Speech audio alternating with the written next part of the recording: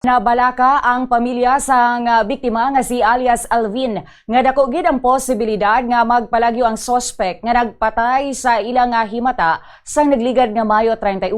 Ini matapos nga ginpago ang sospek sa sulod sang presuhan matapos nga wala nakahingagaw sa pagpasaka sang kaso ang pamilya sang biktima sa sulod sang 36 ka oras. Sa interview sang Bombo Radio kay Josephine Nalasa, ang iloy ni alias Alvin iyagin pahayag nga nagapangayo man sila sang bulig sa mga kapulisan agud nga mabantayan sila subong nga mainit pa ang sitwasyon sa tunga sang ila pamilya kag sang sospetsado. Suno sa iloy, hustisya para sa ianak ang ila nga ginasinggitan.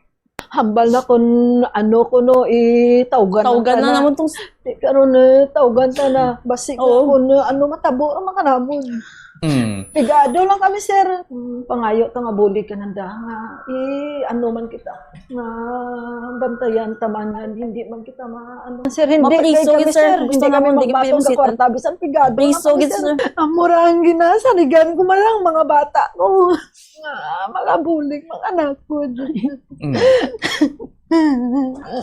Tagipusoon man tanda nga maluoy man sang bata ko nga ginpatay nga wala man sana birthday na pa.